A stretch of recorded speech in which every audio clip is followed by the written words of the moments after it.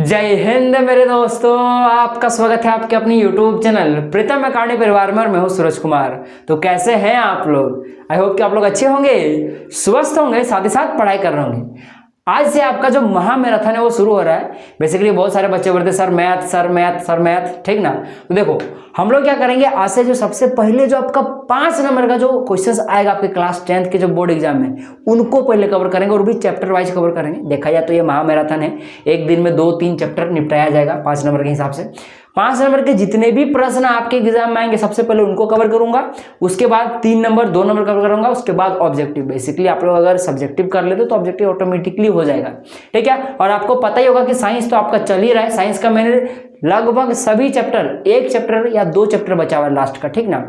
2 chapter बचा हुआ है, बाकी सब जितना भी आपका ऑब्जेक्टिव है सब मैंने साइंस का करा दिया। आप लोग देखे नहीं हो तो देख लो भाई साहब, ठीक ना। देख लोगे तो एक भी क्वेश्चन नहीं छूटेगा आपका ऑब्जेक्टिव में। और सब्जेक्टिव तो चल ही रहा था, मैंने आपको बोला था कि मैं साइंस के लिए 5 से 6 सेट करवा दूंगा, उससे ज़्यादा ही होगा। और उन सभी सेट में सभी का सभी मोस्ट इंपॉर्टेंट जो सब्जेक्टिव वायरल प्रश्न है ना, जो कि आपका आएगा ही आएगा एग्जाम में, उस टाइप के प्रश्न आपको देखने को मिलेंगे। तो अभी तक मैंने 2 सेट कंप्लीट करा दिया है, अगर नहीं देखे तो देख लो, उसको भी कवर करा दूंगा। जो 2 सेट 2 वीडियो 2 चैप्टर आपका और बचा हुआ है आपका साइंस का ऑब्जेक्टिव के लिए, वो भी मैं कवर करा दूंगा। और मैथ तो आपका स्टार्ट हो ही गया है, ठीक है। तो देखो जनरली आज हम लोग क्या बात करें कि 5 नंबर के क्वेश्चन का। और बात, हाँ भाई साहब, एसएसटी को कैसे भूल सकते हैं, एसएसटी भी आपका चल रहा है। पंकज सर तो धुंधुना दिए पकड़ के आप लोग को, ठीक है। तो भाई साहब बने रहो, ठीक है। कैसे बनोगे हमारे साथ? तो क्या करना है, चैनल को सब्सक्राइब कर लेना, साथ साथ बेल का आइकन को जरूर दबा लीजिएगा। उससे क्या होगा कि इस प्रकार से जो आपका वीडियो है जैसे ही मैं डालूं आपके पास तुरंत पहुंच जाए। वरना ऐसा ना हो कि एग्जाम पार होने के बाद आपको पता चला अरे ये वीडियो तो बनाया था मास्टर ने, मैंने देखा नहीं। ऐसा नहीं होना चाहिए, ठीक है। तो देखो जनरली जो आपका 5 नंबर का प्रश्न बनता है ना, वो ये 5 चैप्टर से बनता है, 5 चैप्टर से, ठीक ना। यहाँ पे 5 होगा, हाँ 5, ठीक है। देखो 5 चैप्टर क्या है, सबसे पहले जो आपका द्विघात समीकरण आता है, जो कि 4 नंबर का चैप्टर है, ठीक है। आप लोग देख सकते हैं यहाँ पे मैंने लिख कर लाया हुआ है। इससे 5 नंबर का प्रश्न पूछता है। जनरली इसमें किस टाइप का प्रश्न होता है, द्विघाती सूत्र से आता है 5 नंबर का, ठीक है। इस चैप्टर में जो द्विघाती सूत्र होता है, ठीक ना, उससे आता है प्रश्न। और एक समझ लो लैंग्वेज प्रॉब्लम वाला क्वेश्चन आता है, वो भी एंड टू एंड देखा जाए तो द्विघाती सूत्र से ही सॉल्व होता है, या तो फिर उसको आप लोग गुणनखंड विधि से सॉल्व कर सकते हो। सब बताऊंगा, टेंशन लेना है। उसके बाद त्रिभुज वाला चैप्टर से आपको कुछ कुछ समरूप त्रिभुजों को प्रूव करने के बारे में बताया कि ये है तो वो प्रूव करो, ये इस प्रकार से सब बताऊंगा, टेंशन लेना। उसके बाद बाकी ये सब है, त्रिकोणमिति का अनुप्रयोग कौन नहीं जानते, एगो तो एक्सरसाइज है ही उसमें।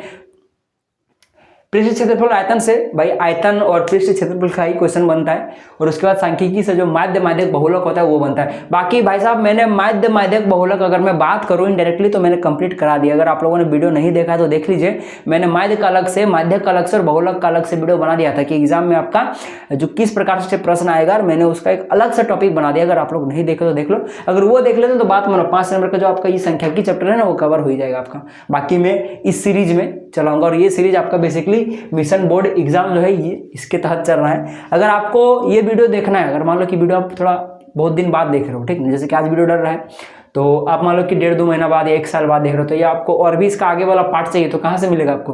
प्रीतम अकादमी में जाना है, आपको प्लेलिस्ट में जाना है। प्लेलिस्ट में आपको एक प्लेलिस्ट मिलेगा मिशन बोर्ड एग्जाम करके, ठीक ना, वहाँ पे क्लिक कीजिएगा, बस आपको हमारा ये सारा वीडियो देखने को मिल जाएगा।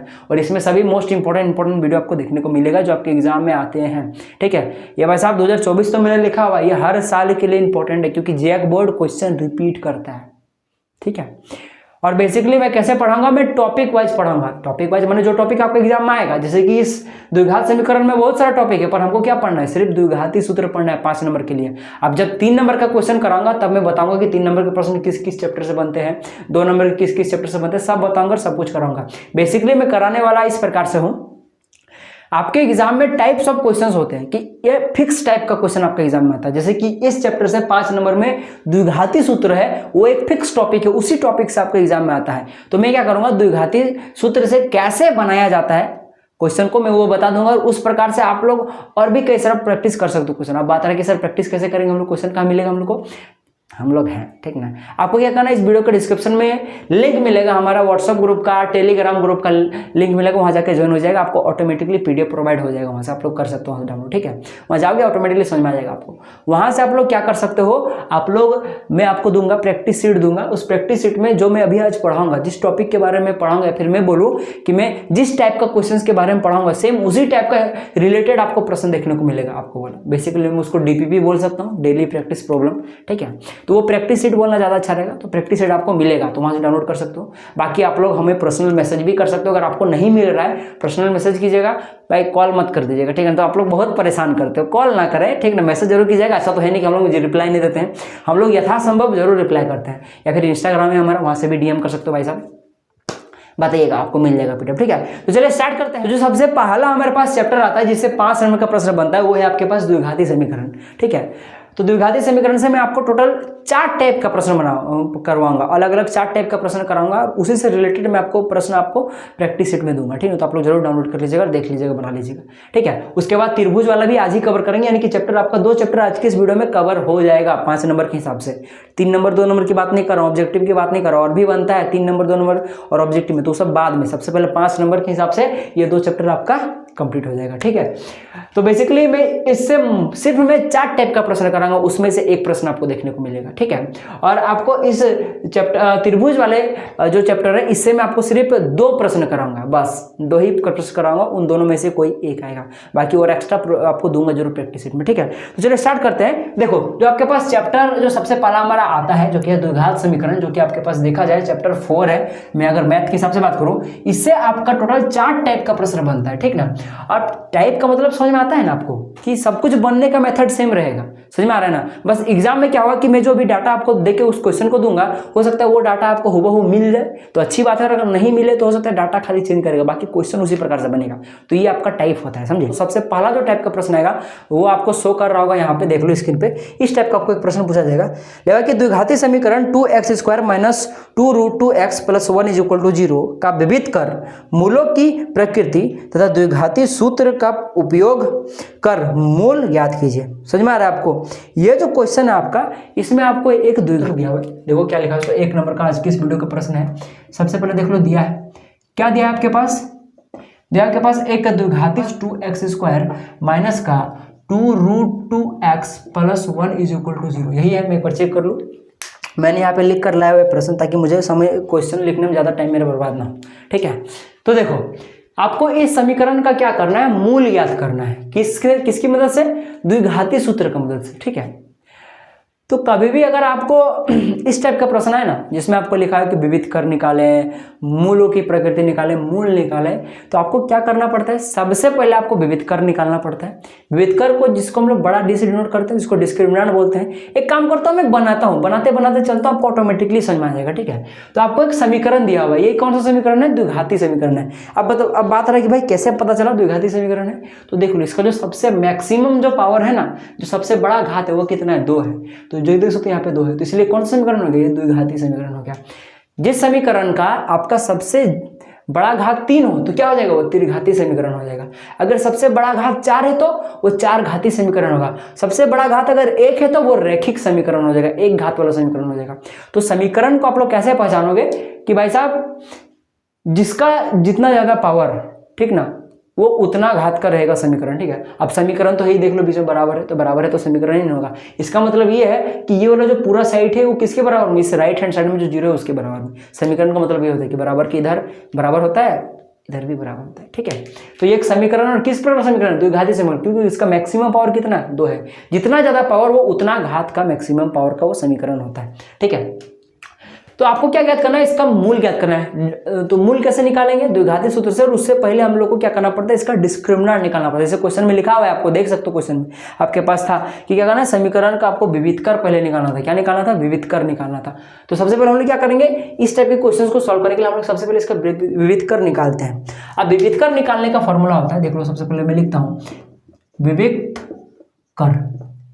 इसीलिए विविध कर बराबर में होता है, जिसको हम लोग बड़ा डी से, कैपिटल डी से डिनोट करते हैं, होता है आपके पास b² - 4ac के बराबर होता है, ठीक है। अब बात यहाँ पे ये रहा कि bac का मान हम लोग कहाँ पाएंगे। तो देखो भाई साहब, कोई भी द्विघाती समीकरण जो होता है ना, वो आपके पास ए एक्स स्क्वायर प्लस का b x plus c is equal to 0 के फॉर्म का होता है। देख सकते हो यहाँ 0 है, बराबर किधर 0 है, ठीक ना।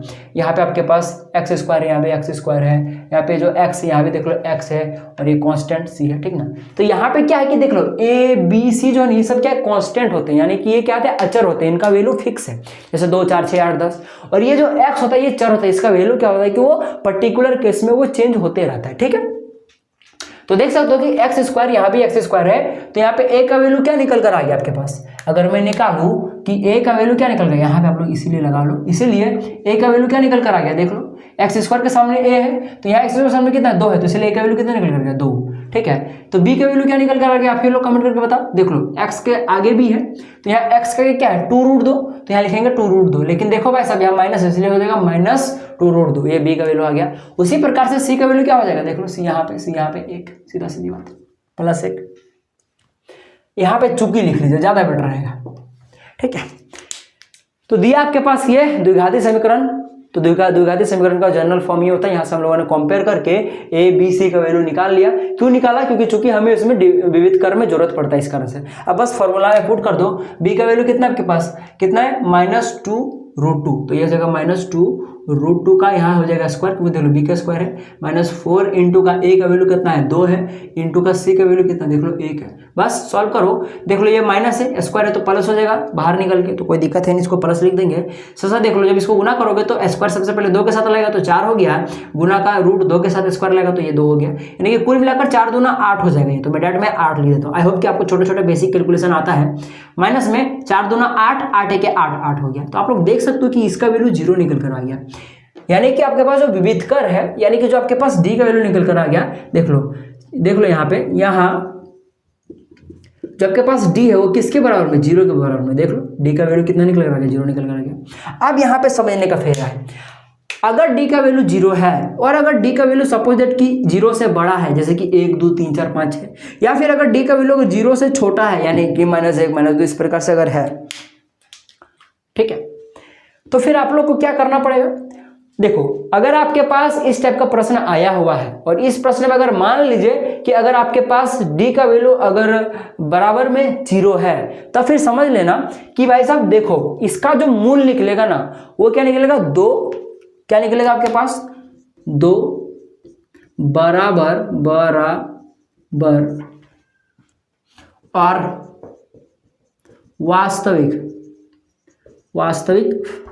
वास्तविक मूल होंगे। यानी कि अगर आपका मान लीजिए कि इस डिस्क्रिमिनेंट से अगर डी का वैल्यू 0 नहीं कर रहा है, तो जो 2 को मूल निकलेगा, जाहिर सी बात है द्विघाती समीकरण है, तो द्विघात वाला समीकरण हो गई, तो 2 घात वाला समीकरण, यानी कि इसका सबसे मैक्सिमम पावर कितना है, 2 है, तो इसका मूल भी कितना निकलेगा, 2 निकलेगा। अब बात रहा मूल क्या होता है, तो देखो मूल वो चीज होता है कि भाई साहब इस समीकरण में जो एक्स का वैल्यू क्या रखे कि वो इसके बराबर, राइट हैंड साइड के बराबर, यानी कि 0 के बराबर हो जाए, एक्स का वैल्यू क्या रखो कि वो 0 के बराबर हो जाएगा। तो चूंकि ये द्विघाती समीकरण है, यानी कि इसका मैक्सिमम पावर 2 है, तो इसका क्या गो मूल निकलेगा, 2 मूल निकलेगा। अगर त्रिघाती समीकरण था तो 3 मूल निकलता, 4 घाती समीकरण निकलता तो 4 मूल निकलता, और 4 मूल या 3 मूल या 2 मूल निकलने का कारण यह है, 1 मिनट रुके थोड़ा लाइट में ऑन कर लो, हाँ ठीक है। तो निकलने का ये कारण है, मतलब ये रीजन है कि अगर आपका मान लीजिए द्विघाती समीकरण में 2 मूल निकल रहा है, इसका मतलब ये है कि इसका सॉल्यूशन 2 होगा, यानी कि x का वैल्यू यहाँ पे 2 मिलेगा और उन दोनों में से किसी भी एक को रख कर देखोगे तो वो 0 बराबर होगा। अगर ये त्रिघाती समीकरण होता तो इसमें क्या होता है कि आपका जो मूल होता वो 3 को निकलता, और तीनों में से किसी भी एक मूल को अगर आप लोग रखते तो फिर क्या हो जाता, फिर उसका जो समीकरण का वैल्यू जो निकलता वो 0 बराबर हो जाता, ठीक है। तो होता है क्या आपका वैल्यू है, या फिर बोलो कि क्या आंसर होगा कि हम लोग उसको रखें जो आपका 0 बराबर हो जाएगा, ठीक है। तो वही मूल होता है, और मूल निकालते हैं हम लोग द्विघाती सूत्र से निकालते हैं, बहुत कोई क्या करता है उसको गुणनखंड विधि से निकालता है, तो सब बात की बात है, हम लोग को द्विघाती सूत्र से निकालना, इसलिए द्विघाती सूत्र से लगाएंगे, ठीक है। अब बात रहा वैसे हम लोग डी क्यों निकालते हैं, तो डी निकालने का यहाँ पे बस एक रीजन है, समझ लो। इससे हमें पता चलता है कि जो हमारा वास्तव निकलेगा, जो मूल निकलेगा वो वास्तविक निकलेगा कि आपका काल्पनिक निकलेगा। अगर काल्पनिक निकल रहा है, काल्पनिक कब निकलता है पता है, देख लो अगर डी का वैल्यू मान लो कि 0 से छोटा, यानी कि -1 -2 -3 इस प्रकार से, तो जो आपके पास मूल निकलता है ना वो क्या निकलता है, आपके पास काल्पनिक मूल निकलता है, काल्पनिक मूल निकलता है, काल्पनिक मूल निकलता है। काल्पनिक मतलब जिसका एग्जिस्टेंस नहीं है, वो दुनिया में नहीं है, ठीक ना। तो इस प्रकार की संख्या निकलती है। तो जब अगर इस प्रकार की संख्या निकली तो हम लोग आगे उसको सॉल्व करते हैं, वही आपका आंसर हो जाता है।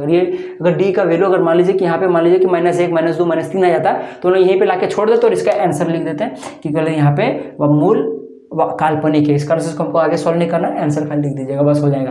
पर क्वेश्चन में ऐसा नहीं देता है, बहुत ही कम देता है, या तो ये देगा या तो ये देगा। ये तो समझ में आ गया कि अगर 0 के बराबर है तो क्या हो जाएगा, जो 2 को मूल निकलेगा, यानी कि इस इक्वेशन का जो 2 को सॉल्यूशन निकलेगा वो दोनों को दोनों क्या निकलेगा, बराबर निकलेगा। हाँ, विविधकर से ये भी पता चलता है कि भाई साहब कि जो मूल निकलेगा, 2 को जो मूल निकलेगा वो दोनों भिन्न है कि समान है। समझ में आ गया ना। ये तो पता चलेगा कि काल्पनिक है कि वास्तविक है, साथ साथ ये भी पता चलता है कि भिन्न है कि समान है। जैसे कि अगर डी का वैल्यू 0 है तो पता चला है कि 2 को मूल तो निकलेगा ही निकलेगा, क्योंकि द्विघात समीकरण है, और दोनों को दोनों कैसा निकलेगा, बराबर निकलेगा। क्या निकलेगा आपका, बराबर निकलेगा, ठीक है। और वास्तविक तो होगा ही। और अगर डी का वैल्यू सपोज दैट कि 1 से 0 से बड़ा है, जैसे कि 1 2 3 4 5 इस प्रकार से है, तो क्या निकलेगा 2। अब यहाँ पे भिन्न हो जाएगा, भिन्न और वास्तविक मूल होंगे। यानी कि अगर मान लीजिए कि सपोज दैट आपका यहाँ पे डिस्क्रिमिनेंट का डी का वैल्यू अगर 0 से बड़ा आ जाता तब मूल 2 को निकलेगा और दोनों को दोनों भिन्न होगा, यानी कि उनका मान अलग होगा। 3 है तो 4 होगा, 4 है तो 5 होगा, इस प्रकार से हो सकता है, ठीक है। तो वो क्या होगा, भिन्न होगा। और अगर 0 के बराबर है तो वो समान होंगे और वास्तविक तो होंगे। पर अगर जैसे आपका डी का वैल्यू अगर 0 से छोटा हो जाता है, -1 -2 -3 अगर आ जाता है तो वो काल्पनिक हो जाता है। और काल्पनिक हो जाता है तो हम लोग उसको सॉल्व नहीं करते। और अगर इन दोनों केस में रहा, ठीक ना, या तो 0 के बराबर या 0 से बड़ा, तब हम लोग क्या करते हैं, इसको आगे द्विघाती सूत्र लगा के सॉल्व करते हैं, ठीक है। तो आप लोग इसको ऐसे लिख दीजिएगा। यहाँ आपके पास d जो है वो = 0 है, तो आप लोग ऐसे करके लिखेगा कोई इसको, इसीलिए क्या हो जाएगा, 2 बराबर और वास्तविक मूल होंगे। अब ऐसा हो गया तो डायरेक्ट आप लिख दो अब, या फिर लिख लो प्रश्नानुसार जो आप लोग लिखना चाहो। अब द्विघाती सूत्र से, किससे, द्विघाती सूत्र से। द्विघाती सूत्र क्या होता है, -b plus minus root under में b² - 4ac, ठीक है, बाय में 2a। बहुत कोई यहाँ पे क्या करता है, देख लो b² - 4ac, ये फॉर्मूला याद रखना पड़ेगा आपको। b² - 4ac देख लो, आपका ये भी है, यानी कि ये किसके बराबर होगा, डिस्क्रिमिनेंट के बराबर होगा, क्योंकि ये दोनों समान है। तो आप लोग को क्या करता है, बहुत बच्चा इसके जगह पे क्या लिख देता है, √d लिख देता है, यानी कि -b plus minus √d by में 2 है। तो कोई गलती है नहीं, बात बराबर में, ठीक है। अब बस वैल्यू पुट कर दो, तो मैं पुट कर देता हूँ। b का वैल्यू कितना है आपके पास, -2√2, और ये भी माइनस हो तो माइनस माइनस प्लस हो जाएगा, तो लिख दो में 2√2 प्लस माइनस का ये प्लस माइनस रूट अंडर में आपका d, यानी कि इसका वैल्यू, आप इसका वैल्यू क्या करोगे, आप लोग पुट करोगे, b का 4 का इसका नहीं, पहले आप लोग निकाल चुके एक बार, तो बार बार क्यों निकालना। तो डायरेक्ट आप लोग यहाँ पे इसके जगह पे, टोटल की जगह पे 0 लिख सकते हो, बाय में 2 है, ठीक है। अब आप लोग देख सकते हो कि आपके पास क्या आ गया है, 2√2, ठीक है, प्लस माइनस का ये रूट का 0 हो गया, ये 0 हो गया, बाय में क्या हो जाएगा आपके पास 2 है, ठीक है। अब हमको क्या करना पड़ता है, आपको पता होगा कि देखो यहाँ प्लस माइनस है, तो एक बार प्लस लेना पड़ता है, एक बार माइनस लेना पड़ता है, यानी कि 2√2 प्लस का 0 बाय में 2a लेना पड़ेगा। एक बार एक काम करता हूँ, a का भी वैल्यू पुट ही कर देता हूँ। तो a का वैल्यू कितना आपके पास, a का वैल्यू 2 है, तो 2 2 4 हो जाएगा, ठीक है। तो मैं डायरेक्ट 4 लिख देता हूँ, यहाँ भी डायरेक्ट 4 लिख देता हूँ, ठीक है। a का भी वैल्यू पुट कर लेना, ठीक ना। तो इस प्रकार से आपको कर देना पड़ेगा, या फिर मैं यहाँ पे लिख देता हूँ * का 2, ठीक है। बस a का वैल्यू पुट कर दिया, मैं भूल गया था पुट करना। अब उसके बाद आपको क्या करना है, एक बार प्लस लेना है, एक बार माइनस लेना है, 2√2 माइनस का 0 बाय में 2, 2 नहीं 4 है यहाँ पे, ठीक। अब देखो यहाँ से आपको क्या समझ में आ रहा है कि देख लो, एक बार आपको इस प्रकार से है प्लस माइनस, तो एक बार प्लस लेना है, एक बार माइनस लेना है। अब आप लोग जब एक बार प्लस लोगे तब इसका वैल्यू क्या आ जाएगा, 2√2 बाय में 4, क्योंकि भाई साहब प्लस 0 का कोई वैल्यू है नहीं यहाँ पे। और उसी प्रकार से जो इसका वैल्यू आएगा, इसमें भी आपका कोई 0 का वैल्यू रहेगा नहीं, -0 का, तो इसीलिए ये भी आपके पास 2√2 बाय 4 आएगा। अब देख लो कट जाएगा, 2 1 2 2 2 4, ये भी कट जाएगा, 2 1 2 2 2 4, ठीक है। तो कुल मिलाकर ये जो निकल कर आ गया √2 बाय में 2, ठीक है। और ये भी आपके पास आ गया है √2 बाय में 2, ठीक है। अब बताओ आप लोग, ये भी आपका आंसर आ चुका है देखा जाए तो, ठीक ना।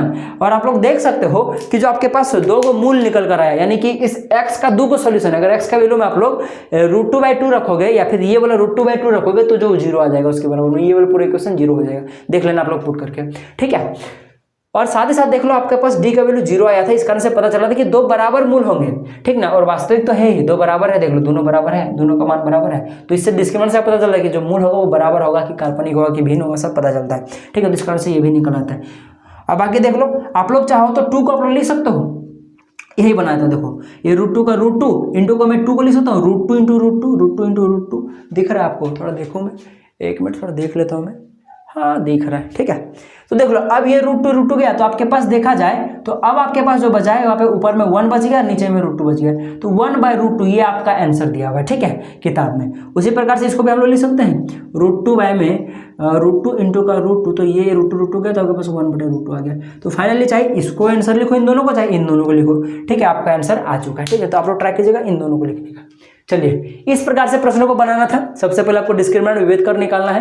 विभेद कर निकलेगा अगर 0 के बराबर, तो भाई साहब सीधा सीधी पता चलेगा कि जो दो को मूल निकलेगा, दोनों को दोनों क्या निकलेगा, बराबर निकलेगा और वास्तविक निकलेगा। और अगर डी का वैल्यू अगर मान लीजिए 1 0 से बड़ा है, तब क्या निकलेगा, ये दोनों जो मूल निकलता है ये दोनों भिन्न निकलता है, ये कुछ भी हो सकता है, दोनों अलग अलग निकलेगा, ठीक है।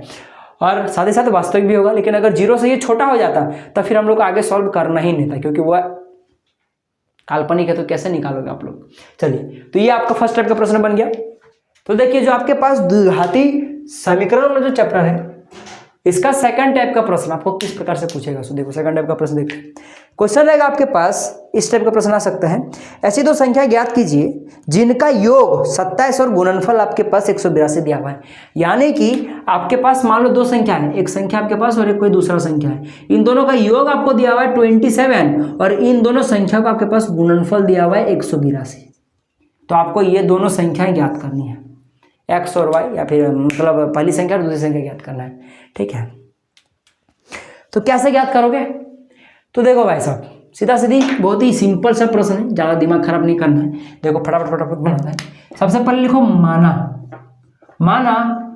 पहली संख्या बराबर में x। पहली संख्या को x मान लेते हैं क्योंकि हम लोग को संख्या याद करना है, इस कारण से इसको x मान लेते हैं।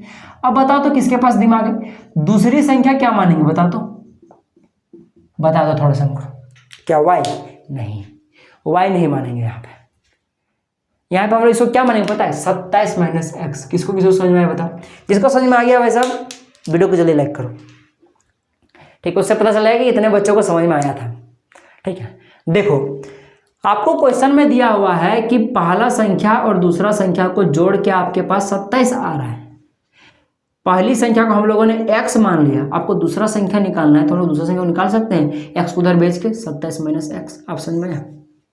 बेसिकली जो दोनों संख्या का योग का जो प्रॉपर्टी दिया हुआ है जो कि 27 के बराबर है, हम लोगों ने उसका उपयोग करके दूसरा संख्या का मान निकाल लिया 27 - x। ये क्वेश्चन यहाँ तक समझ में आएगा। 27 - x क्यों लिखा, मैंने कहाँ से लिखा, सो अब क्यों लिखा, y क्यों नहीं माना, वो अब आपको समझ में आ जाएगा। बताइए ये क्वेश्चन किस चैप्टर में है, द्विघाती समीकरण। और द्विघाती समीकरण आपके पास ax² प्लस का bx प्लस के c = 0 के फॉर्म का होता है कि नहीं, ठीक है।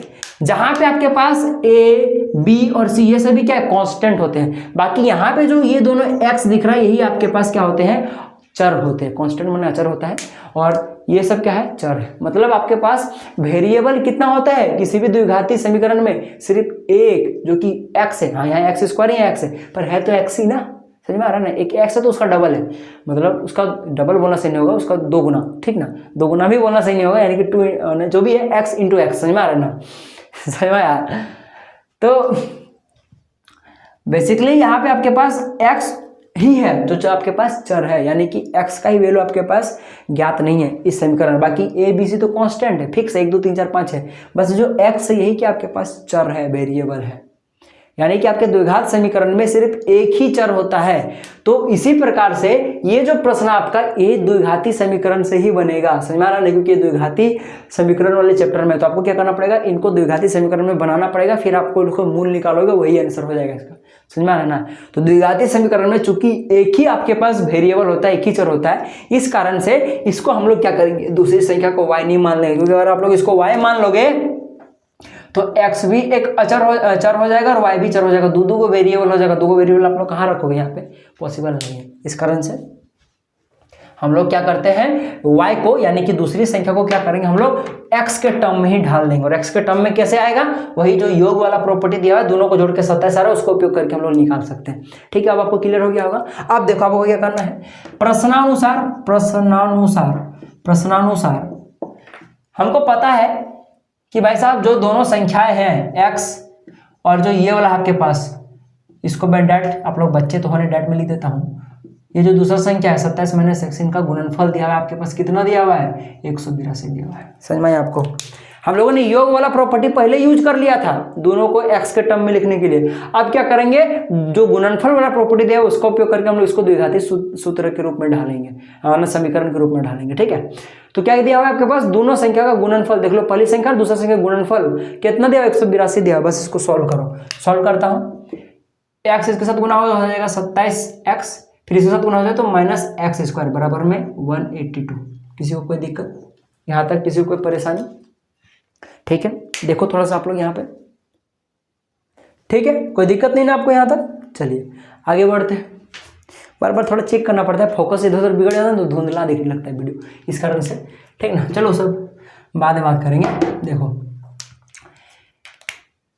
यहाँ पे आप लोग एक काम करो, सबको उधर ले जाओ तो आपके पास इधर 0 बच जाएगा, बराबर में इधर क्या हो जाएगा, x² माइनस का 27x बराबर में माइनस प्लस में 182। ठीक है, यहाँ तक किसी को कोई दिक्कत? कोई दिक्कत? तो इधर 0 बच गया, एक काम करता हूँ मैं इसको पलट के लिख देता हूँ। तो मैं डायरेक्ट में काम करता हूँ, इसको मैं सबसे पहले लिख देता हूँ x² माइनस का 27x प्लस का 182 बराबर में 0। ठीक है, ये थोड़ा अच्छा लगता है देखने में। अब यहाँ से आप लोग क्या कर सकते हो, देख लो आपको क्या करना है, देख लो यहाँ पे आपके पास, यहाँ से आप लोग चाहो तो दो तरह से सॉल्व कर सकते हो, मेथड 1 और मेथड 2।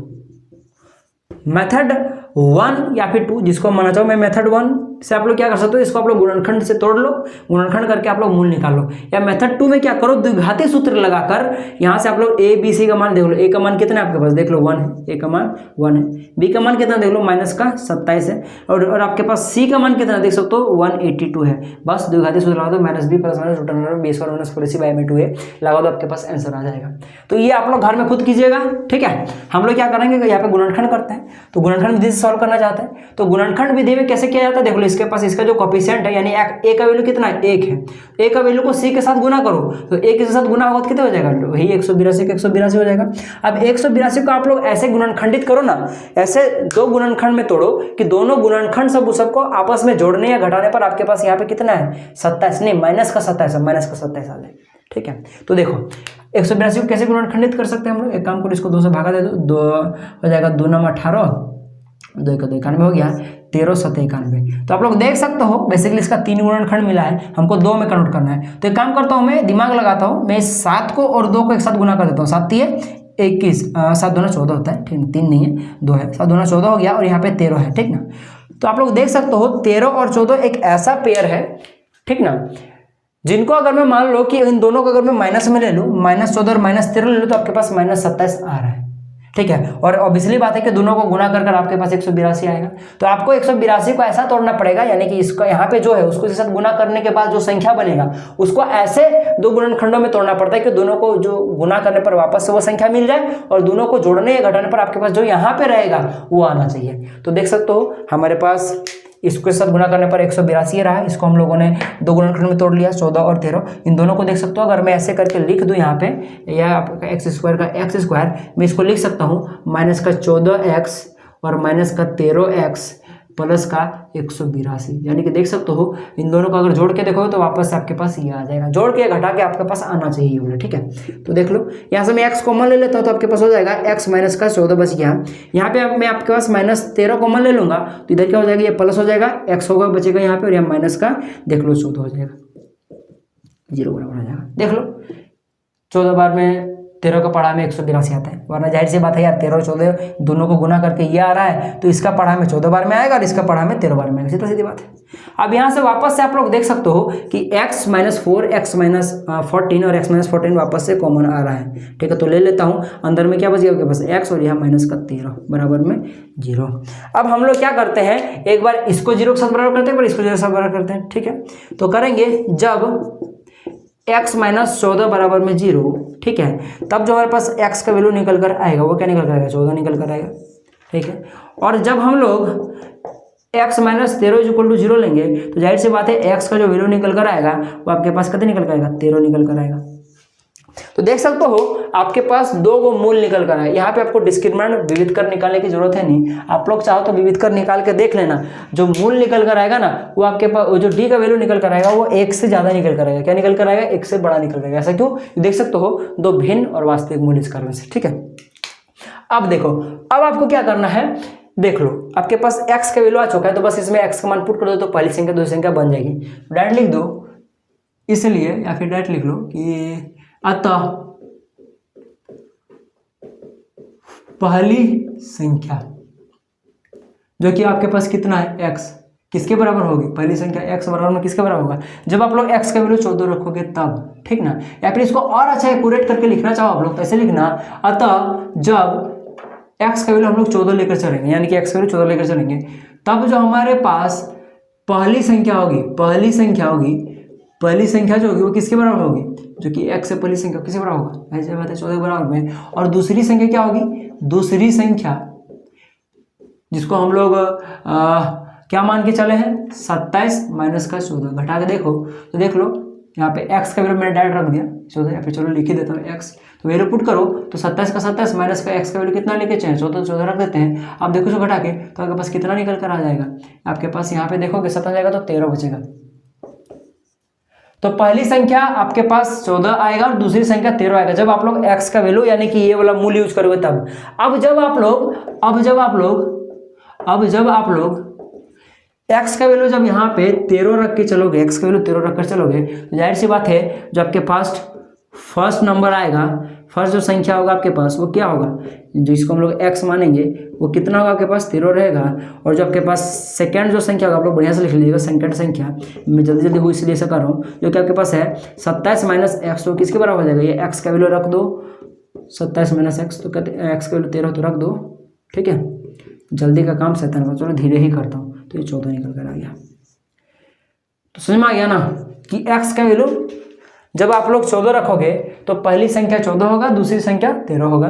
x का वैल्यू जब 13 रखोगे तो पहली संख्या 13 होगा और दूसरी संख्या 14 होगा। चलिए इस प्रकार से आपको क्वेश्चन को बनाना था, द्विघाती सूत्र में डालना था। द्विघाती सूत्र में आपके पास एक ही वेरिएबल होता है, जिसका सब लोग क्या करना था, दोनों संख्याओं को x और y ना मानकर हमको दोनों को एक ही टाइप का वेरिएबल में बदलना पड़ेगा। और एक ही टाइप का वेरिएबल में बदलने के लिए हम लोग क्या किए थे, जो इसका क्वेश्चन में दिया था कि दोनों का योग आपका 27 के बराबर होता है, उसका यूज किए थे, ठीक है। बाकी आप लोग चाहो तो यहाँ पे दोनों का योग गुणनखंड जो था ना आपके पास, जो आपके पास x इंटू या फिर मान लो दोनों का गुणनखंड दिया होता है 1 इंटू का 2 इज इक्वल टू जो 82 दिया था ना, इसका भी उपयोग करके आप लोग इसको मान सकते हैं। जैसे कि इसको आप लोग x मान लेते हैं पहली संख्या को, तो ये x हो जाता, तो दूसरी संख्या बराबर क्या निकलता 182 बाय में x, ठीक है। तो आप लोग को दूसरी संख्या क्या मानना पड़ता है 182 बाय x। और बाकी फिर यहाँ पे आप लोग कौन सा यूज करते हैं, योग वाला प्रॉपर्टी, कि आप लोग इसको x को और जो इसको जोड़ोगे तो आपके पास ये आएगा। बाकी उतना छोड़ो, इससे बनाना सबसे आसान रहेगा, उससे बनाना थोड़ा डिफिकल्ट पड़ता है, ठीक है। चलिए आगे बढ़ते हैं। द्विघाती समीकरण से जो तीसरा टाइप का प्रश्न बनता है आपका, देख लो आपके पास प्रश्न दिख रहा होगा, लिखा आपके पास दो ऐसे क्रमागत विषम धनात्मक पूर्णांक ज्ञात कीजिए जिनके वर्गों का योग आपके पास 290 हो, जिनके वर्गों का योग आपके पास 290 हो। सबसे पहला बात तो दो क्रमागत धनात्मक विषम पूर्णांक का वर्गों का योग आपको कितना दिया हुआ है, आपके पास 290 दिया हुआ है, ठीक है। तो क्वेश्चन का कहने वाला तात्पर्य ये है, सबसे पहले तो आपको ये बताओ कि वैसा विषम पूर्णांक क्या कहलाता है। पूर्णांक तो सबको पता होगा, अब ऐसा विषम क्या होता है, तो जो 2 से भागा ना लगे, जैसे 7, 9, 11 ये सब।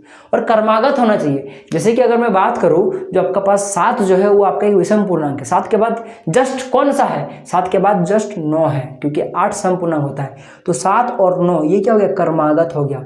तो ऐसे आपको दो क्रमागत विषम धनात्मक पूर्णांक, साथ ही साथ धनात्मक नेगेटिव नहीं लेना है, क्योंकि माइनस का आपके पास 11 ये भी विषम है, पर ये ऋणात्मक विषम पूर्णांक है, आपको धनात्मक विषम पूर्णांक याद करना है। तो आपके पास धनात्मक भी होना चाहिए और विषम भी होना चाहिए, साथ ही साथ वो क्रमागत भी होना चाहिए, लगातार होना चाहिए, और उन दोनों का वर्गों का योग भी आपके पास 290 होना चाहिए। तो वैसी जो दो संख्या है वो क्या क्या है आपको पूछा है क्वेश्चन में, ठीक है। तो बनाते हैं, सबसे पहले लिखो माना दो, क्या लिखा है, धनात्मक माना दो क्रमागत, ऐसे लिखना ज्यादा बढ़िया लगेगा, माना दो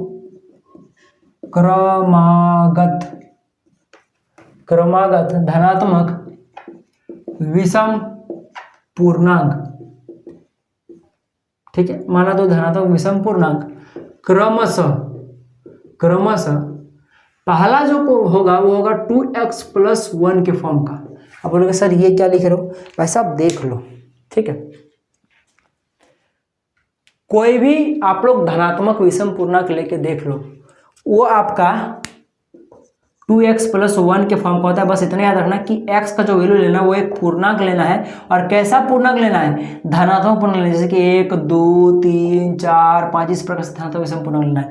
आप लोग x का वैल्यू कोई भी पूर्णांक रख लो जो कि धनात्मक हो, तो इसका जो आंसर निकल कर आएगा वो धनात्मक निकल कर आएगा।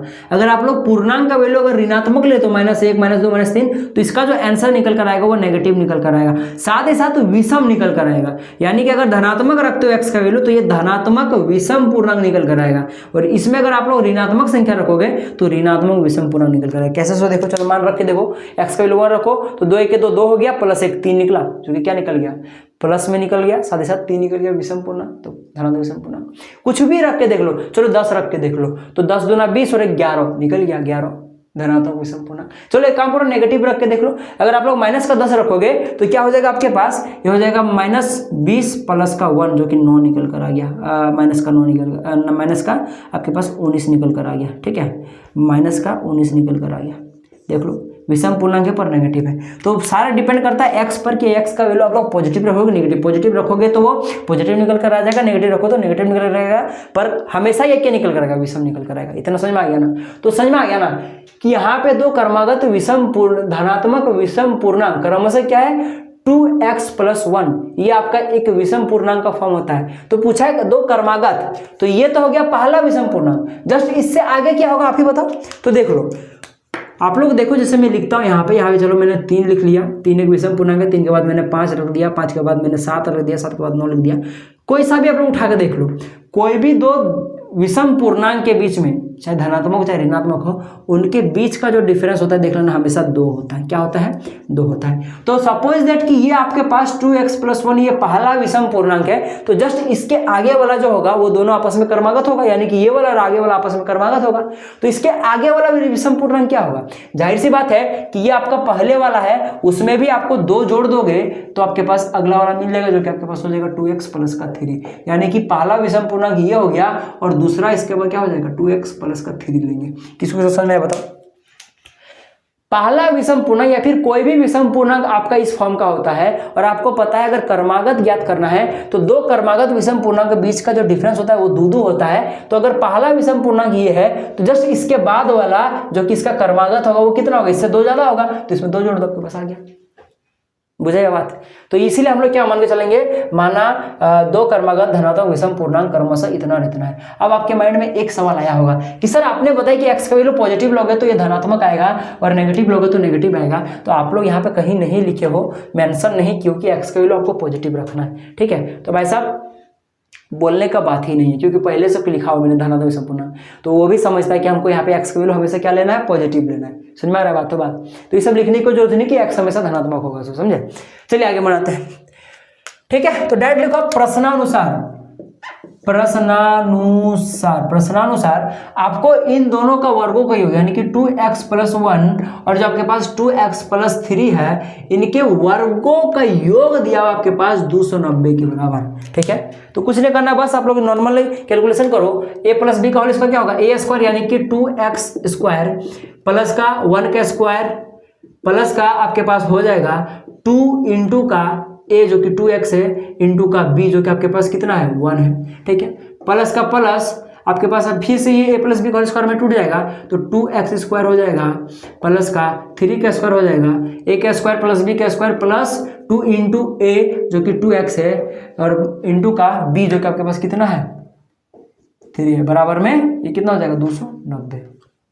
बस सिंपल सा कैलकुलेशन है, सॉल्व कर दो। 2x² का स्क्वायर करोगे तो कितना हो जाएगा 4x² हो जाएगा प्लस का, क्योंकि देखो स्क्वायर एक बार 2 के साथ होगा, एक बार x के साथ होगा, 2 का स्क्वायर 4 और x का स्क्वायर x², ठीक है, प्लस 1 का स्क्वायर 1 ये हो जाएगा प्लस का 2 दूना 4x हो जाएगा प्लस का, मैं मान के चलो आपको बेसिक कैलकुलेशन आता है, ये हो जाएगा 4x² प्लस का 3 का स्क्वायर 9 प्लस का देख लो आपके पास कितना हो जाएगा, देख लो 2 दूना 4 4 3 12x, कितना हो जाएगा 12x = 290, ठीक है। एक काम करता हूँ 290 को इधर ले आता हूँ, क्योंकि आपको इधर 0 लाना पड़ेगा ना द्विघाती सूत्र में ढालने के लिए, हमारा द्विघाती समीकरण में ढालने के लिए, ये भी कहाँ से है द्विघाती समीकरण से है, ठीक है। तो आपके पास कितना हो जाएगा, ये इधर -0, ठीक है। और यहाँ भी देख सकते हो दोनों में एक ही वेरिएबल है, दोनों संख्याओं में एक ही वेरिएबल है।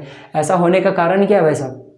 क्योंकि ये क्या बनेगा, द्विघाती समीकरण बनेगा, उसमें एक ही वेरिएबल होता है इस कारण से, ठीक है। चलिए आगे सॉल्व कीजिए। देख लो यहाँ पे आपके पास ये आपके पास 4x² और 4x² है, तो आपके पास कितना हो गया, 8x² हो गया, ठीक है, 8x² हो गया। और देख लो फिर यहाँ पे आपके पास 4x और यहाँ पे 12x कितना हो जाएगा, प्लस का 16x, यहाँ पे 1 और यहाँ पे 9 कितना हो गया, 10 हो गया, ये हो गया प्लस का 10 और माइनस का इधर कितना है 290 बराबर में 0, ठीक है। अब वापस यहाँ पे हो गया 8x² प्लस का हो जाएगा 16x और देख लो इसमें अगर जाएगा तो हो जाएगा माइनस का 280 बराबर में 0। अब यहाँ से देख लो सबसे आपका 8 कॉमन आ जाएगा, ठीक है। हम लोग इस टाइप के क्वेश्चन में ट्राई करते हैं कि जो x का कोफिशिएंट है वो जो यहाँ a का वैल्यू होगा वो हमेशा 1 रहे, ट्राई करते हैं, इससे कैलकुलेशन आसान होता है, समझे, और ज़्यादा क्रिटिकल नहीं होता है। यहाँ अंदर बच जाएगा x² प्लस का हो जाएगा 8 दूना 16 होता है ना, यानी कि 2x बच जाएगा, माइनस के इसको देखो कितना बार बच जाएगा, यहाँ के पास 8 3 24 8 5 40 35 हो जाएगा बराबर में 0, ठीक है। अब देखो 8 इधर गुना में इस टोटल के साथ तो इधर आके भागा में हो जाएगा। अब 0 के भागा में कुछ भी आए, 0 के भागा में कुछ भी आए वो आपका 0 ही हो जाता है, समझे ना। तो इसलिए मैं डायरेक्ट यहाँ पे लिख सकता हूँ x² प्लस का 2x माइनस का 35 इक्वल टू 0। तो आप ऐसा मत बोलिए सर 8 को कहाँ गायब कर दें, इधर भागा में भेज दिए। अब हम लोग यहाँ पे देख सकते हो आपके पास ये द्विघाती सूत्र बन चुका है। अरे बार बार समीकरण बोलना है, सूत्र बार बार बोल रहा हूँ, द्विघाती समीकरण बन चुका है। अब आप लोग इसको फिर से दो मेथड से सॉल्व कर सकते हो। या तो द्विघाती सूत्र लगा दो, यहाँ पे आप लोग देख सकते हो a का वैल्यू 1 है, b का वैल्यू 2 है, c का वैल्यू -35 है। तो आप लोग जो लगाना चाहो द्विघाती सूत्र लगा लो या फिर डायरेक्ट गुणनखंड कर दो। मैं डायरेक्ट गुणनखंड कर देता हूँ। तो यहाँ पे देख लो x का कोफिशिएंट 1 है, 1 के साथ गुना करो 35 को तो कितना हो जाएगा, 35 का 35 रह जाएगा। जनरली यहाँ -35 है तो 35 पकड़ो, ठीक ना, माइनस को नहीं पकड़ रहे। तो इसको आपको तोड़ना है, ऐसे तोड़ना है कि जो उसका जोड़ या घटा कितना आ जाए, आपके पास +2 आ जाए। तो इसको मैं कर सकता हूँ 7 5 35, ठीक ना। तो मैं इसको 7 और 5 में तोड़ सकता हूँ। अगर मैं 7 में 5 को घटा दूं तो आपके पास आराम से 7 - 5 कर दो तो आपके पास +2 आ जाएगा। तो वही मैं करने वाला हूँ, x² का x² प्लस का 7x माइनस का आपके पास कितना हो जाएगा 5x माइनस का 35 बराबर में 0। देख लो यहाँ से x कॉमन ले लूँ तो बच जाएगा x प्लस का आपके पास 7 बच जाएगा। यहाँ भी अगर मैं -5 कॉमन ले लूँ तो x माइनस x प्लस का 7 हो जाएगा, ठीक है, 5 35 होता है ना बराबर में 0। आप देख सकते हो अगेन यहाँ से x plus 7x plus 7 common आ गया तो आपके पास बच गया x माइनस का 5, ठीक ना, बराबर में 0। अब क्या करेंगे हम लोग, जब अब हम लोग या फिर डाइट करो, इसलिए हम लोग एक बार x प्लस 7 इक्वल टू 0 लेंगे और एक बार हम लोग क्या करेंगे x माइनस 5 इक्वल टू 0 लेंगे, ठीक है। तो x का वैल्यू इधर से निकल कर आ गया -7 और x का वैल्यू क्या निकल कर आ गया इधर 5। अब आप लोग बताओ यहाँ पे आपको आंसर में लाना क्या था, धनात्मक विषम पूर्णांक, और x का वैल्यू क्या निकल कर आपके पास, एक माइनस के साथ और एक 5। तो कौन सा लेंगे, जाहिर सी बात है पॉजिटिव वाला लेंगे। क्यों, क्योंकि जैसे आप लोग यहाँ पे x का वैल्यू माइनस में रखोगे तो ये विषम तो देगा, कर्मागत भी होगा, पर वो माइनस का निकलेगा, और माइनस का निकलेगा तो वो हमको चाहिए नहीं। क्योंकि क्या पूछा क्वेश्चन में हमें धनात्मक पूछा, इसलिए हम लोग क्या लेंगे, ये वाला लेंगे। इसलिए यहाँ पे लिख दो संभव नहीं है, संभव नहीं, या फिर नहीं भी छोड़ दो, डायरेक्ट इसको ले लो। अतः 2 क्रमागत धनात्मक, ये लिखना बहुत जरूरी है, धनात्मक विषम पूर्णांक क्या होगा, सबसे पहले जो सबसे पहला जो धनात्मक विषम पूर्णांक है वो 2x + 1 के फॉर्म का है, जो कि किसके बराबर हो जाएगा, बस 2 का 2 इंटू का x का वैल्यू 5 रख दो प्लस का 1 कितना हो जाएगा, 5 × 10 और 11 निकल कर आ गया। और जो दूसरा निकल कर आएगा आपके पास वो कितना है आपके पास, जो कि है आपके पास 2x प्लस का 3 इक्वल टू यहाँ पे बस x का वैल्यू 5 रख दो तो 5 × 10 3 13। देख सकते हो 11 और 13 दो क्रमागत विषम पूर्णांक है, साथ ही साथ क्या है पॉजिटिव है। अगर यही आप लोग -7 रख देते हैं तो क्या निकल कर आता है, 7 दूना 14 और 1 15, यानी कि 14, यानी कि आपके पास -13 निकल जाता है यहाँ पे। और यहाँ पे क्या निकल जाता है आपके पास, यहाँ पे 7 दूना 14, 14 में अगर आपके पास 3 गया तो आपके पास 11 निकल कर आता है, तो आपके पास दिक्कत हो जाता है। ये भी आता पर माइनस में आ जाता, समझे ना। तो माइनस चाहिए नहीं था, इसलिए हम लोग इसको लेंगे, इसको नहीं लेंगे, समझे। तो चलिए आगे बढ़ते हम लोग। इस टाइप का भी प्रश्न आपके पास एक आ सकता है। तो देखो ये जो प्रश्न था आपका ऐसा भी पूछा जा सकता था, 2 क्रमागत धनात्मक समपूर्णांक ज्ञात कीजिए। तो समपूर्णांक ज्ञात करना पड़ता था, हम लोग क्या लेते पता है, यहाँ पे बस 2x लेते, क्योंकि 2x जो है ये जो सम पूर्णांक है उसका जनरल फॉर्म होता है, ठीक है ना। कोई भी सम पूर्णांक उसका जनरल फॉर्म होता है। अगेन यहाँ x का वैल्यू पॉजिटिव रखोगे तो पॉजिटिव सम पूर्णांक मिलेगा, अगर नेगेटिव रखो तो नेगेटिव सम पूर्णांक मिलेगा, ठीक है। और क्रमागत पूछता है अगर क्वेश्चन में तो बस यहाँ पे 2x होता है। तो जिस प्रकार से कोई भी दो विषम पूर्णांक के बीच का डिफरेंस 2 होता है, उसी प्रकार से कोई भी दो क्रमागत सम संख्याओं के बीच का भी डिफरेंस 2 होता है। तो बस इसमें 2x में 2 जोड़ दो हो जाएगा 2x + 2। तो आप लोग बस तब हम लोग इन दोनों का यूज करते हैं, ठीक है। बाकी विषम पूछा इसलिए हम लोग इन दोनों जनरल फॉर्म का यूज करेंगे, इसको याद रखिएगा। बाकी सीधा सीधी बात है, देख लो, ठीक है। तो इस प्रकार से भी प्रश्न बन सकता था। अब हम लोग का जो नेक्स्ट टाइप का प्रश्न है आपका, देखो जो द्विघाती समीकरण से आपका नेक्स्ट टाइप का जो प्रश्न बन सकता है वो है आपका, देखो लिखा है कि 3 वर्ष पूर्व मुस्कान की आयु का व्युत्क्रम और अब से 5 वर्ष पश्चात आयु के व्युत्क्रम का योग 1/3 है, इसकी वर्तमान आयु ज्ञात कीजिए। यानी कि जो मुस्कान है, जो मुस्कान नाम की लड़की है, उसका जो आयु है, ठीक ना। तो आप लोग कैसे बनाना है, सबसे पहले लिखो माना मुस्कान की वर्तमान आयु, उसको आप लोग x मान लो, ठीक है, ठीक है। और उसी प्रकार से क्वेश्चन में बोला है इसको तो आप लोग x मान लो, क्योंकि यही निकालना है आपको। जिसको निकालना होता है जनरली हम लोग उसी को x मानते हैं, ठीक है, या फिर y मानते हैं। तो y तो मानना है नहीं, हम लोग सिर्फ x मानना है, ठीक है। हाँ, आप लोग चाहो तो y भी मान सकते हो, तो y मानोगे तो सब जगह पे y मानना पड़ेगा। पहले वाले क्वेश्चंस में जहाँ पे फर्स्ट वाला क्वेश्चन, सेकंड वाला प्रश्न याद कीजिए जिसमें हम लोगों ने माना था, एक को x माना था, एक को हम लोगों ने 27 - x माना था। तो अगर y मानोगे तो इसको y मानना पड़ेगा और इसको 27 - y मानना पड़ेगा। यानी आपके पास एक ही चर होना चाहिए, ठीक है। क्यों? अकॉर्डिंग टू ऐसा द्विघात समीकरण, सीधा सीधी बात है। ऐसे आप लोग खुद से बनाने क्वेश्चन, इसलिए मैं ऐसा कर रहा हूँ। माना जो आपके पास मुस्कान की वर्तमान आयु को x मान लो, यही निकालना इस कारण से, तथा आपके पास क्या दिया हुआ है कि मुस्कान की आयु 3 वर्ष पूर्व दिया है ना, हाँ, पूर्व और पश्चात दोनों दिया हुआ है। तो इसे लिखना कि 3 वर्ष पूर्व, इसके बाद लिखना 3 वर्ष पूर्व मुस्कान की आयु, या फिर पूर्व बोला यानी कि पहले, तो पूर्व कितना है 3 वर्ष पूर्व, इसलिए जो पहले जो वर्तमान आयु वो x है, तो पूर्व कितना होगा x में बस 3 घटा दो, यानी 3 वर्ष पहले, सीधा सीधी बात है, यही पूछा। तो 3 वर्ष पूर्व मुस्कान का कितना हो जाएगा x - 3। उसी प्रकार से बोला है जो आपके पास 5 वर्ष पश्चात, यानी 5 वर्ष के बाद, तो ना 5 वर्ष पश्चात मुस्कान की आयु कितना हो जाएगा, अभी x है, 5 वर्ष बाद कितना होगा, बस उसमें 5 एक्स्ट्रा ऐड हो जाएगा, ठीक है। तो ये आपके पास मुस्कान की देखा जाए तो समीकरण आ चुका है। मुस्कान के लिए उसका आयु जो होगा वर्तमान, उसको x मान लो, 3 वर्ष पूर्व जो कि अभी x है, तो 3 वर्ष पूर्व कितना होगा, इस x में 3 घटा दो, वो निकल गया। 3 वर्ष पश्चात x में 5 जोड़ दो, 3 वर्ष बाद निकल कर आ गया। साथ साथ लिख लेना प्रश्नानुसार आपके पास क्या दिया हुआ है, ये जो 3 वर्ष पूर्व है इसका व्युत्क्रम क्या हो जाए, जैसे बताइए इसको 1 बाय में x - 3 ले लो। किसी का भी व्युत्क्रम निकालना होता है तो उसको क्या करना पड़ता है, बाय में लेना पड़ता है, 1 बाय में। अगर x का व्युत्क्रम निकालना है तो इसको आप लोग 1 बाय x लिख लो। उसी प्रकार से आपके पास 3 वर्ष पूर्व और 3 वर्ष पश्चात का जो आयु दिया है मुस्कान का, उनका व्युत्क्रम का योग दिया हुआ है। 3 वर्ष पूर्व जो है आपके पास 1/3 है और 3 वर्ष पश्चात आपके पास x + 5 है, और इनका व्युत्क्रम आपके पास ये हो गया 1 बाय में x - 3, 1 बाय में x + 3, और इनका योग आपको कितना दिया हुआ है, 1/3 दिया है। बस आगे इसको सॉल्व कर लो, आपके पास आंसर आ जाएगा। यहाँ से एलसीएम ले लेना दोनों का, तुरंत बन जाएगा। इस प्रकार से आप लोग बना सकते हो। तो ये प्रश्न आप लोग बना कर लीजिएगा। मैं डायरेक्ट आंसर बताता हूँ। आपके पास जो आयु निकलेगा, हाँ, और एक चीज़ बताना चाहूँगा, जब इसको आप लोग द्विघाती जो आपके पास समीकरण मिलेगा उसको जब आप लोग सॉल्व करोगे, चाहे द्विघाती सूत्र लगा सॉल्व कर लो या गुणनखंड से सॉल्व कर लो, देखना एक आएगा आपके पास नेगेटिव में आएगा, एक पॉजिटिव में आएगा। नेगेटिव में क्या आएगा थोड़ा मैं देख के बता देता हूँ, रुको 1 मिनट। हाँ, नेगेटिव में आपके पास एक आएगा -3 और एक आएगा 7। एक x का वैल्यू जो निकल कर आएगा वो आपके पास -3 निकलेगा और x का वैल्यू आपके पास 7 निकल कर आ जाएगा। तो आपको नेगेटिव वाला नहीं लेना है। क्यों? संभव ही नहीं है। क्यों भाई साहब? क्योंकि देख लो क्वेश्चन में क्या निकालना है, आपका आयु निकालने को बोला है। आयु कभी भी नेगेटिव नहीं होता है। कभी सुने कि मेरा आयु -3 वर्ष है, -50 वर्ष ऐसा नहीं होता है, इसलिए आयु को नेगेटिव नहीं लेते हम लोग। तो इस केस में क्या करेंगे, जो x का वैल्यू -3 आएगा उसको नहीं लेंगे, x का वैल्यू 7 पकड़ कर काम करेंगे। बाकी आंसर तो मैंने बता दिया 7 ही होगा, इसलिए वर्तमान आयु कितनी होगी, 7 वर्ष होगी।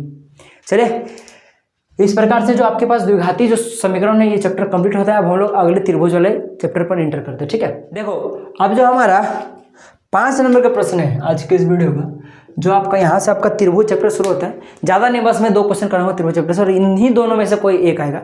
बाकी और 1-2 प्रश्न हैं जिसको मैं प्रैक्टिस के लिए डाल दूंगा, उसको आप लोग खुद से बना लेना। बाकी अगर समझ में नहीं आएगा तो बोलना, उसका भी मैं अलग से वीडियो बना दूंगा। ठीक है, टोटल में 4 टाइप का क्वेश्चन रहेगा, जनरली मैं बात करूँ तो 4 में से एक पूछा गया अगला साल, तो इसलिए मुझे लगता तो नहीं कि इस साल आएगा, ठीक है। और साथ साथ एक जो प्रश्न वो कई अरसे से पूछा नहीं गया, तो इसलिए मैं उसको नेगलेक्ट कर रहा हूँ। बाकी ये जो 2 क्वेश्चन अभी बताऊंगा ये भाई साहब रेगुलर प्रश्न, इसलिए मैं दोनों को करा रहा हूँ, ठीक है। देख लो, क्वेश्चन है आपके पास, सिद्ध कीजिए कि यदि किसी त्रिभुज की एक भुजा के समांतर अन्य 2 भुजाओं को भिन्न भिन्न बिंदुओं पर प्रतिच्छेद करने के लिए एक रेखा खींची जाए तो ये अन्य 2 भुजाओं को एक ही अनुपात में विभाजित करेगी या फिर करती है, ठीक है। ये क्वेश्चन जो देख लो 2010 में, 2020 में भी पूछा गया है, बीच में भी कई बार पूछा गया है। तो ये भी सब जितना भी मैंने क्वेश्चन कहा ना, सभी का सभी इंपॉर्टेंट क्वेश्चन थे और सभी से पूछे गए प्रश्न, 2 साल 3 साल 4 साल इस प्रकार से पूछा गया प्रश्न सब था, ठीक है। तो इसलिए मैं जितना भी करा रहा हूँ मोस्ट इंपॉर्टेंट क्वेश्चन सभी है। तो क्वेश्चन आपका ये करा है कि मान लीजिए आपके पास कोई एक त्रिभुज है, क्या कोई एक त्रिभुज है, मैं यहाँ से बनाना ड्रॉ करता हूँ या मैं ड्रॉ करता हूँ एक त्रिभुज, ठीक है। ये मान लीजिए आपके पास कोई एक त्रिभुज है, ये क्या आपके पास कोई त्रिभुज है, ठीक है। कोई सा भी एक भुजा पकड़ लो, चलो मैं ये वाला पकड़ लेता हूँ, सबसे पहले नामकरण कर देता हूँ, ये ए है, ये बी और ये सी है। तो भुजा बीसी के समांतर, मान लो किसी समांतर में यहाँ पे एक लाइन खींच देता हूँ, ठीक है, जो क्या है, जो एकदम बीसी और ये आपस में क्या है, पैरेलल है, समांतर है, ठीक है। इसका मैं नाम दे देता हूँ, मान लो एम और एन नाम दे देता हूँ, ठीक है। ये खींची जाए, यानी कि कोई भी एक भुजा के समांतर, त्रिभुज के कोई भी एक भुजा के समांतर एक अलग से एक ऐसा रेखा या फिर एक ऐसा रेखाखंड खींचा जाए जो क्या करे कि बाकी ये जो आपका ये जो 2 भुजा बचा ए बी और ए सी, इन दोनों को 2 भिन्न भिन्न बिंदुओं पर प्रतिच्छेद करे। देख सकते हो ए बी को ये एम बिंदु पर प्रतिच्छेद किया है और ए सी को ये एन बिंदु पर प्रतिच्छेद किया। कौन? ये एम एन रेखाखंड, ये क्या है, ये बी सी के पैरेलल है। ये तो समझ में आ गया ना। तो आपको सिद्ध करना है कि जो आपके पास ए एम है और जो आपके पास एम बी है, इसका जो अनुपात है वो आपके पास ए एन और आपके पास एन सी, ये जो अनुपात है ये आपस में बराबर होगा। यानी कि इसका अनुपात मान लीजिए 4 है तो ये भी कितना होगा, 4 होगा। यानी कि कोई एक भुजा के समांतर एक रेखा या फिर एक रेखाखंड ऐसा डाला जाए जो आपका बाकी 2 भुजाओं को एक एक बिंदु पर, भिन्न भिन्न बिंदुओं पर प्रतिच्छेद करे, तो यहाँ और यहाँ का डिस्टेंस और ये वाला डिस्टेंस क्या होगा कि इन दोनों का अनुपात, यानी इसका अनुपात और इसका ये वाला अनुपात, ये दोनों आपस में बराबर होगा। ये सिद्ध करना है। तो कैसे सिद्ध करोगे? तो देखो बहुत ही सिंपल है, समझने का ट्राई करना। आपको कुछ रचना करना पड़ता है इस सब टाइप के क्वेश्चन को सिद्ध करने के लिए। तो रचना बाद में करेंगे, सबसे पहले हम लोग देख लेते हैं कि क्वेश्चन में आपके पास दिया हुआ क्या था। दोस्तों तो क्वेश्चन बनाना शुरू करते हैं। सबसे पहले मैं लिखता हूँ दिया है। क्या है? दिया है। आपके पास क्या दिया हुआ है? बस आपके पास एक त्रिभुज है जो कि आपके पास ए बी सी है।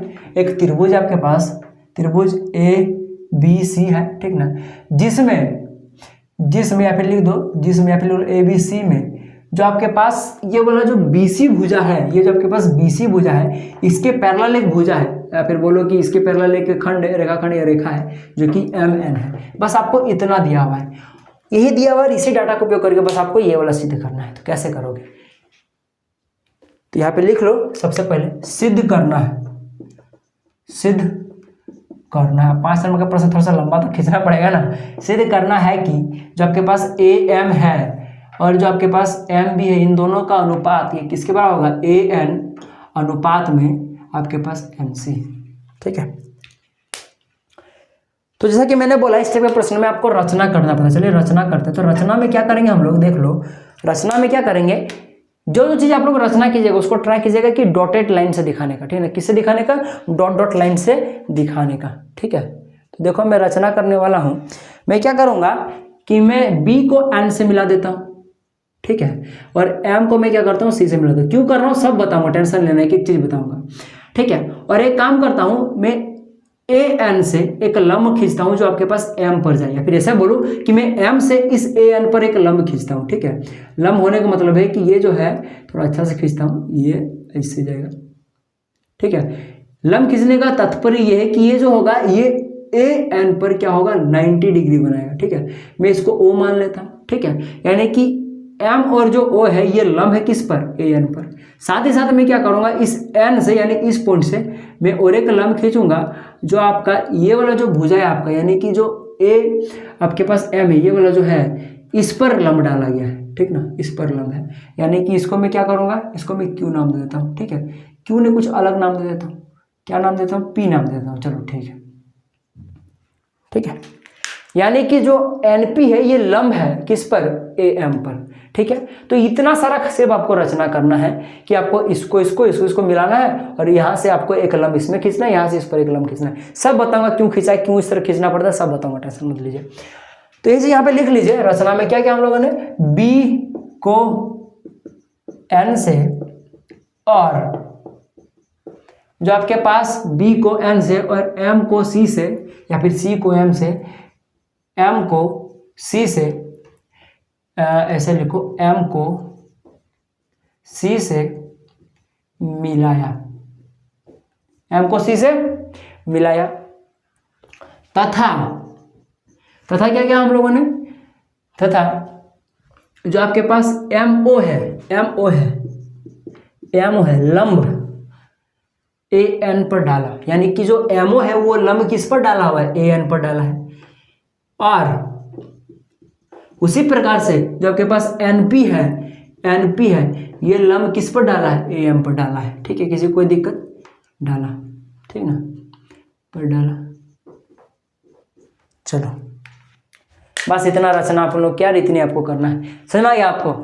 हम लोगों ने जो जो रचना किया बस मैंने उसको यहाँ पे लिख दिया कि भाई साहब B को इसके साथ, इसको इसके साथ, और ये इस पर लंब डाला गया, इस पर लंब डाला गया। हम लोगों ने इतना सारा काम धाम किया हुआ है। इतना दूर करने के बाद अब हम लोग डायरेक्ट करेंगे प्रमाण, ठीक ना, प्रमाण कि भाई साहब प्रमाण करना शुरू करते हैं हम लोग कि भाई साहब ये अनुपात इसके बराबर होता है। ठीक है,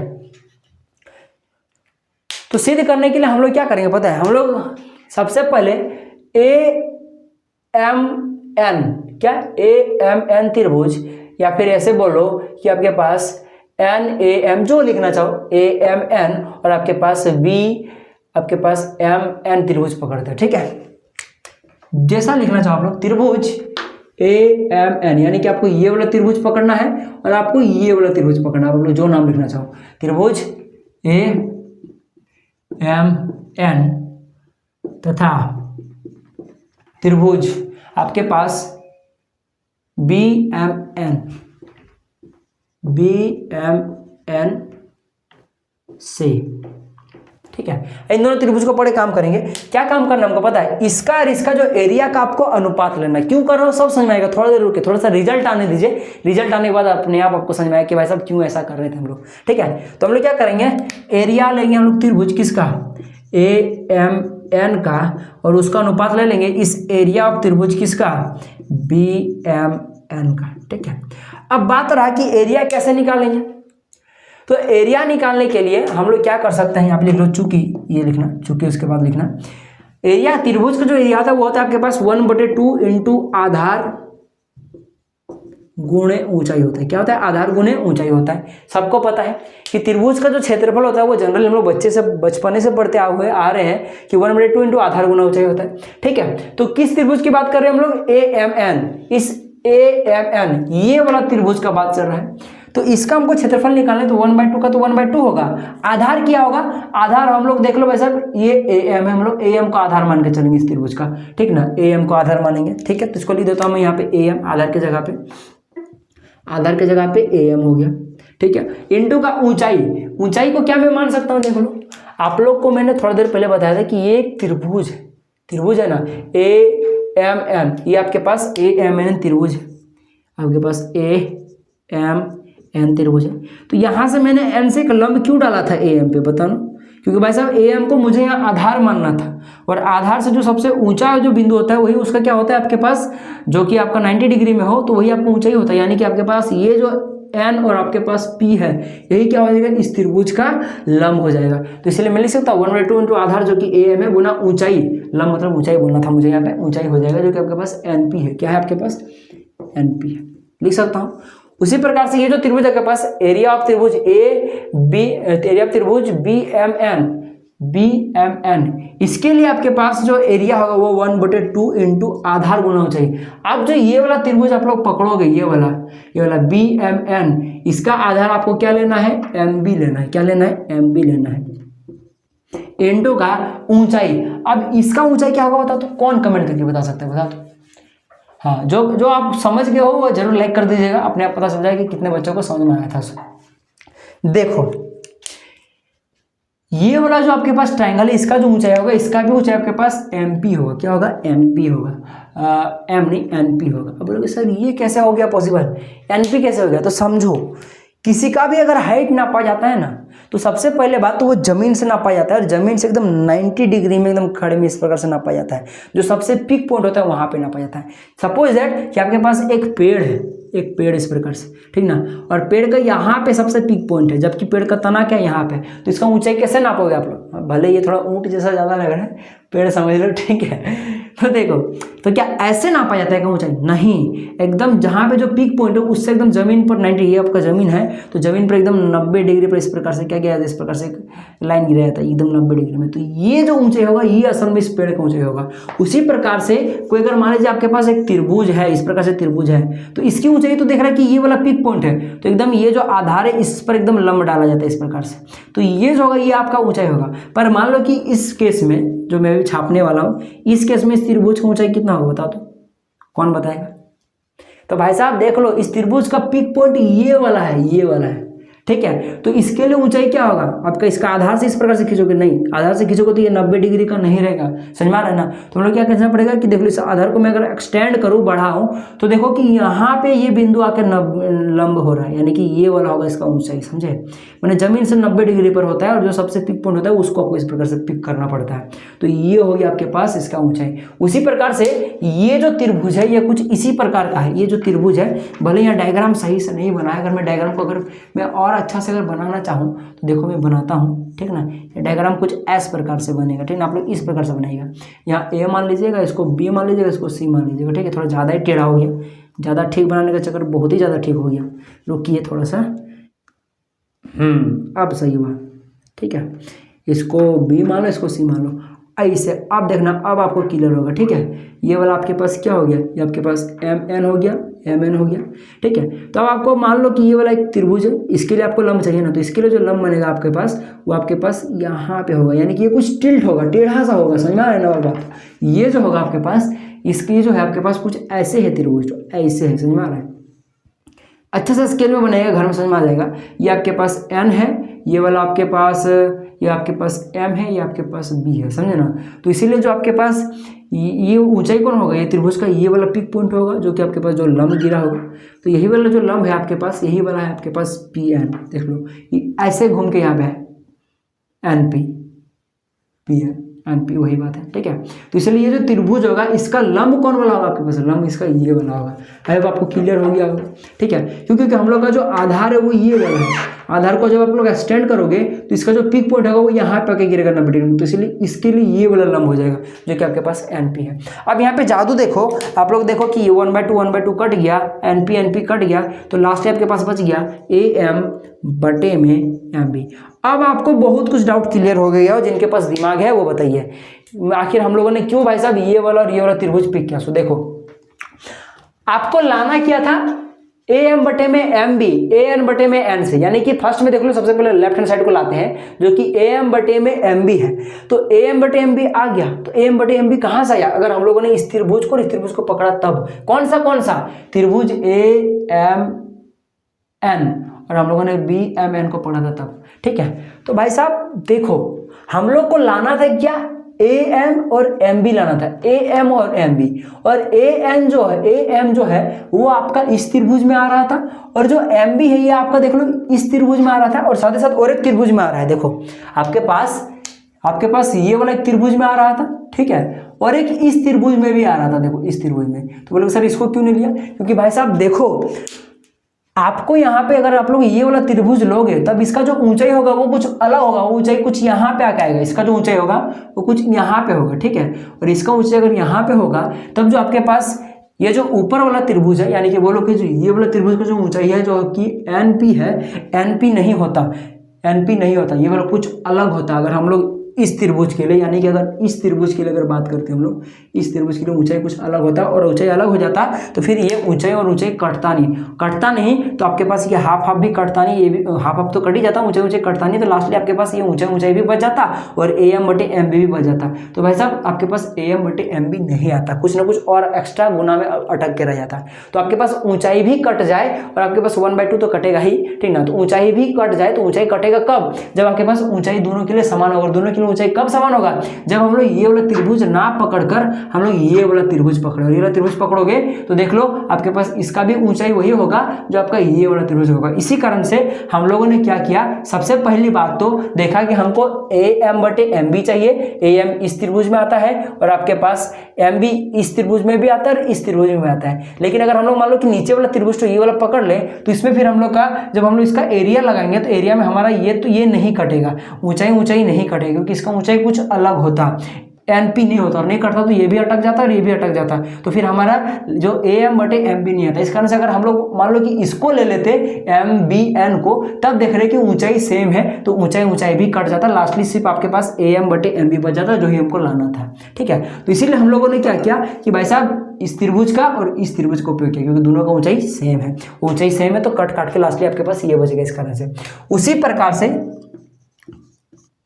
इसी प्रकार से अब हम लोग क्या करेंगे, ट्राइंगल आप कौन सा लेंगे, वापस आपके पास AMN लेंगे, क्योंकि हमको अब ये वाला लाना है, AN/NC। क्या लाना है, AN/NC।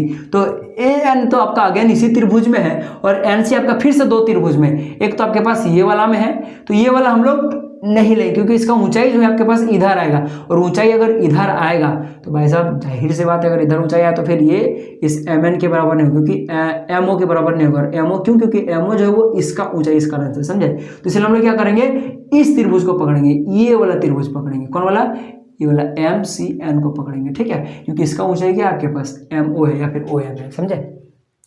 तो चलिए इसी प्रकार से त्रिभुज वही वाला AMN तथा त्रिभुज कौन वाला, त्रिभुज MCN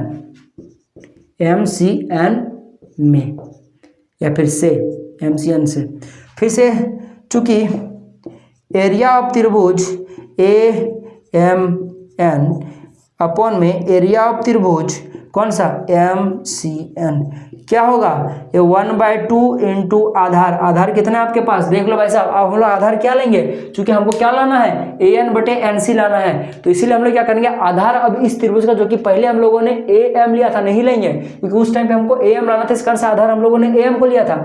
हम लोग क्यों क्या लेंगे, हम लोग इस बार हम लोग इसको आधार लेंगे, AN को, तो इसलिए आधार क्या हो जाएगा, AN, क्योंकि हम लोग देख रहे थे कि आधार ही सिर्फ बच रहा था, ऊंचाई और आपके पास ये तो कट जाता था, तो आधार हम लोग को वो लेना पड़ेगा कि आप लोग के पास लास्टली बचकर आपके पास AN और आपके पास NC आ जाए। तो AN कहाँ पे, यहाँ पे, इसलिए इसको हम आधार लेंगे, और आपके पास NC ये वाला है, इसलिए आपके पास सबसे पहले ऊंचाई लिख लेता हूँ। ऊंचाई क्या होगा आपके पास, वही होगा आपके पास ऊंचाई, इस त्रिभुज का ऊंचाई वो MO होगा, अपॉन में फिर से 1/2 इंटू आधार अब क्या होगा, इस त्रिभुज के लिए आपके पास MCN के लिए NC होगा, क्योंकि आपको NC यहाँ लाना है, ठीक है, इंटू का MC इंटू का वही MO, क्योंकि इसका भी जो ऊंचाई होगा वैसा इस त्रिभुज का जो ऊंचाई होगा वो ये वाला होगा, MO गया, 1/2 गया, तो क्या बच गया आपके पास, AN/NC। अब बहुत बच्चा को समझ में आ गया होगा कि भाई साहब हमारे पास देख लो कि ये और ये आ सका है, इसको हम लोग समीकरण नंबर 1 मान लो, इसको समीकरण नंबर 2 मान लो।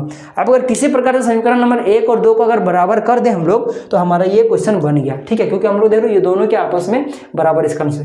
तो कैसे बराबर करेंगे, तो बराबर करने के लिए देख लो, आपको पता है यहाँ देख लो, यहाँ जो आपके पास ट्राइंगल, ये जो है आपके पास कौन सा, ये जो ट्राइंगल आपके पास, मैं यहाँ लिख लेता हूँ, त्रिभुज BMN, कौन सा त्रिभुज BMN, देख लो आप लोग वहाँ पर डायग्राम में देख लो, ट्राइंगल जो आपके पास BNM, ये वाला जो ट्राइंगल है आपके पास, ठीक है, और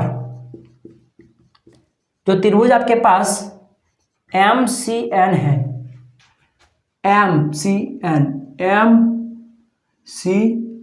ये जो दोनों ट्राइंगल है आपके पास, त्रिभुज ये और त्रिभुज ये दोनों समांतर रेखाएं क्या ये दोनों जो त्रिभुज आपका समांतर रेखा देख लो, MN और BC समांतर रेखा, या फिर बोलो BC और MN, BC समांतर MN के बीच स्थित है। अब जब ये दोनों त्रिभुज ये दोनों समांतर रेखाओं के बीच में स्थित है, साथ ही साथ, या फिर लिखो तथा दोनों का, दिख रहा है आपको, मैं थोड़ा देखो, हाँ आराम से दिख रहा है, दोनों का एक ही आधार है।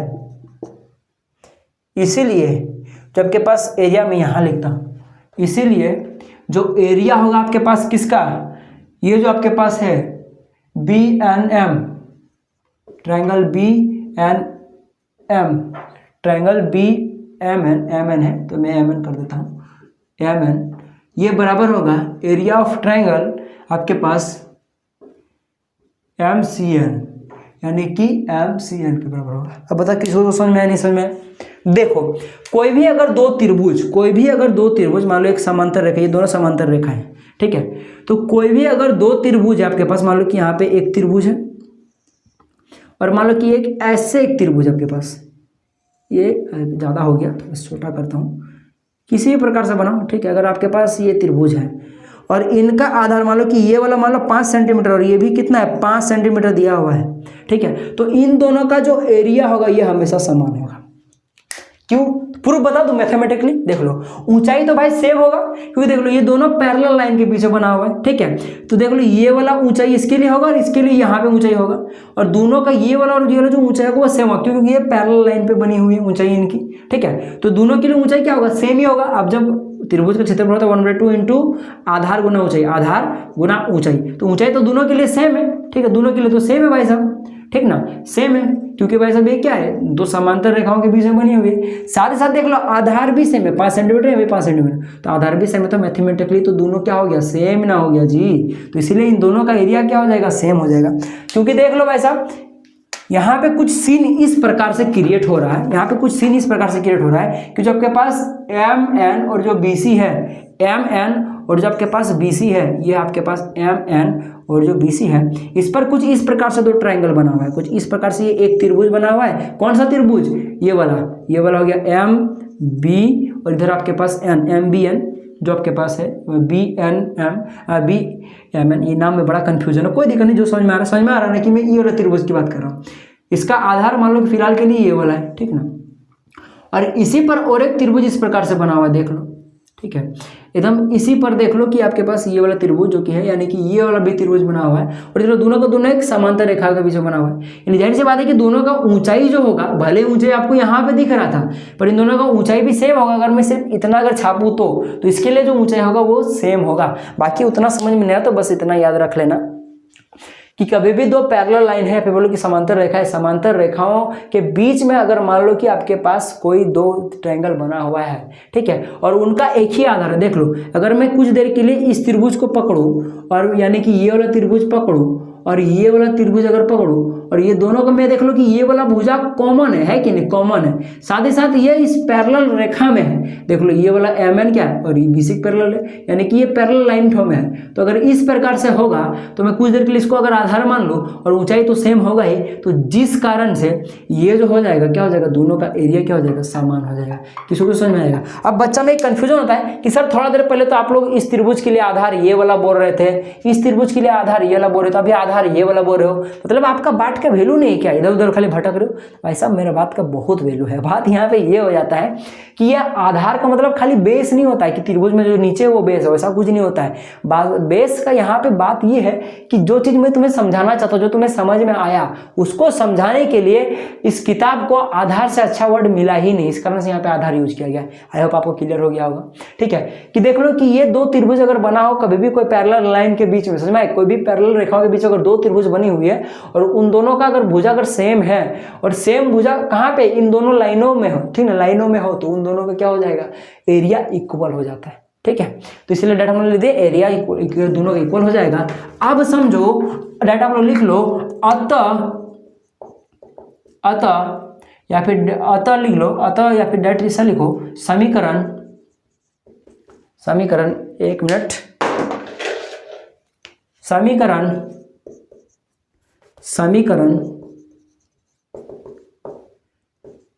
1 एवं 2 से,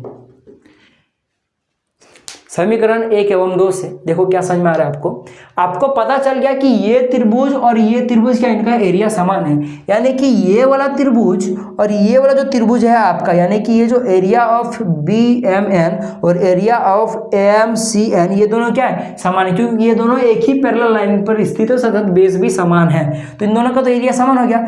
सपोज दैट इसका वैल्यू मान लो कि आपके पास 2 है, तो इसका भी वैल्यू कितना होगा, 2 होगा। साथ ही साथ देखो ये ऊपर में आपके पास ये जो आपके पास AMN, यहाँ भी आपके पास AMN है, तो ये तो बात क्लियर ही भाई साहब कि भाई साहब इन दोनों के लिए यही वाला त्रिभुज यूज हुआ था, एक ही त्रिभुज है, कॉमन त्रिभुज है, यानी इसका जो एरिया होगा सेम इसका भी एरिया होगा, एक ही त्रिभुज इस कारण से। मान लो इसका 5 है तो इसका भी 5 ही होगा, तो देख लो इन दोनों का अनुपात क्या आएगा, 5/2 है, यहाँ पे 5/2 है, यानी कि समान आ रहा है। मैं बोलना ये चाह रहा था यहाँ डाटा देकर, यहाँ मैथ का डाटा यूज करके 1 2 3 यूज करके कि भाई साहब ये और ये समान है और ये तो ऑलरेडी समान है, तो इसका और इसका अनुपात समान ना हो गया। अब जब ये समान हो गया और ये समान हो गया तो जाहिर सी बात है समीकरण 1 एवं 2 से जो आपके पास एरिया ऑफ जो त्रिभुज आपके पास है, क्या आपके पास AMN अनुपात में एरिया ऑफ जो त्रिभुज है आपके पास, क्या आपके पास BMN, ये किसके इक्वल हो जाएगा, इसके, यानी कि एरिया ऑफ जो त्रिभुज है आपके पास क्या AMN, ये एरिया ऑफ त्रिभुज किसके बराबर हो जाएगा आपके पास MCN के बराबर हो जाएगा। अब जब ये दोनों आपस में बराबर हो गए हैं, देख लो ये समीकरण है, समीकरण का ये लेफ्ट साइड आपस में बराबर तो राइट साइड बराबर होगा, इसी कारण से अगर ये और ये आपस में बराबर है तो ये भी तो आपस में बराबर होगा ना। अतः जो आपके पास AM है बटे में जो MB है वो किसके बराबर हो जाएगा, AN/NC। प्रूफ।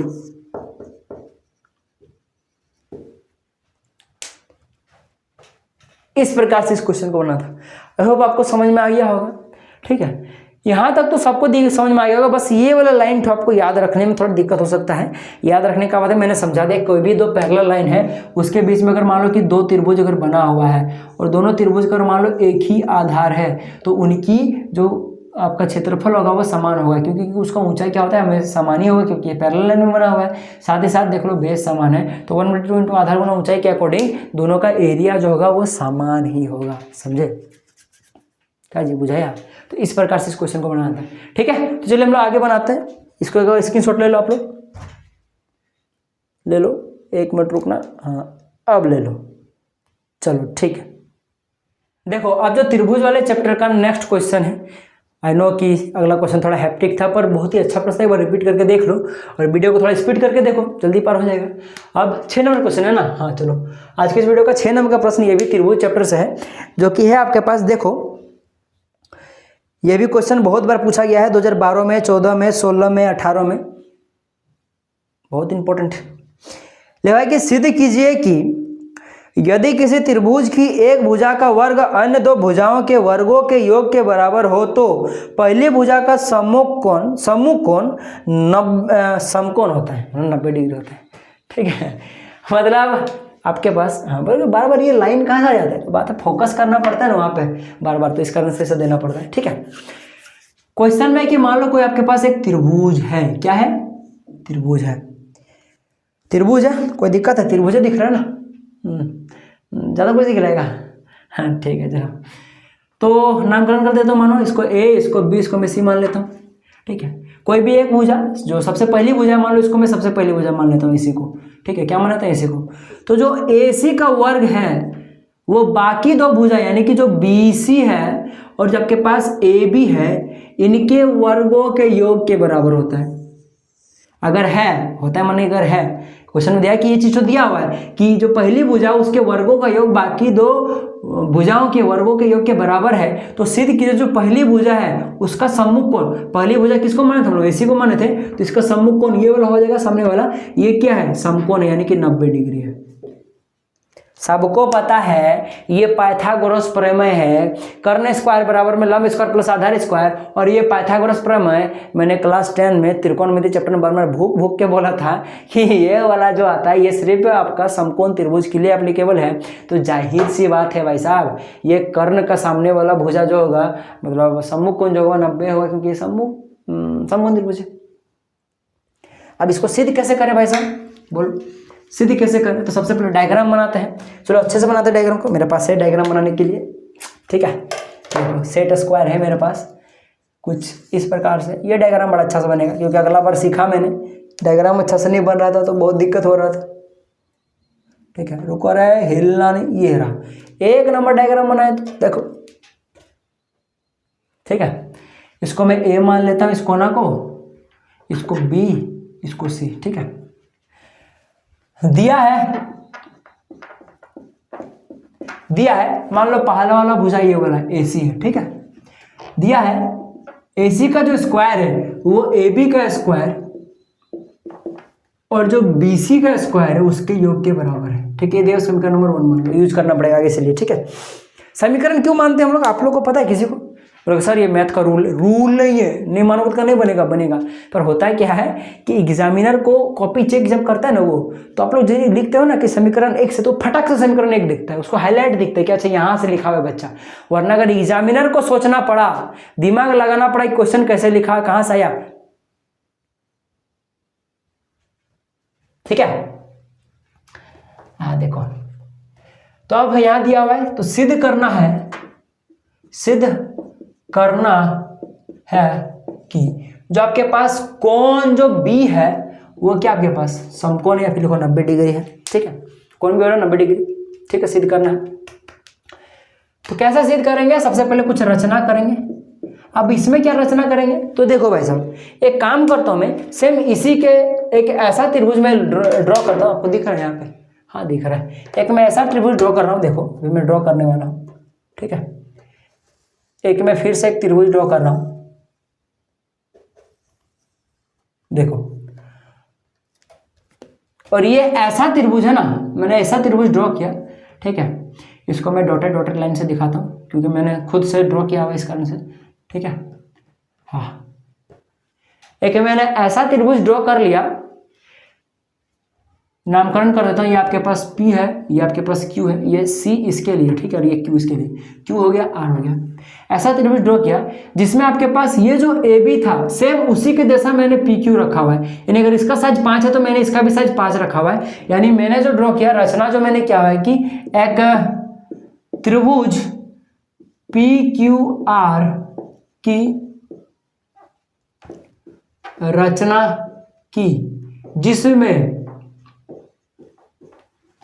आपके पास PQ जो है रचना वाले त्रिभुज का, वो जो दिया हुआ है AB, जो त्रिभुज दिया हुआ है ABC उसके बराबर में, मतलब उस त्रिभुज का AB भुजा बराबर है, तथा, या फिर लिखो, अभी मत लिखो, ठीक है ना।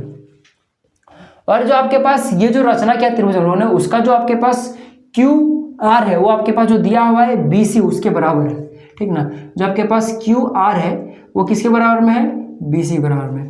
तथा और एक चीज हम लोगों ने एक्स्ट्रा ऐड किया है कि जो रचना किया हम लोगों ने ये वाला त्रिभुज, उसका जो ये वाला कोण है, जो कोण Q है, ये कोण Q जो है वो समकोण है। कोण Q जो है वो क्या है, 90 डिग्री है। बस आप कैसा बनाएंगे, देखो प्रमाण कैसे दोगे आप लोग?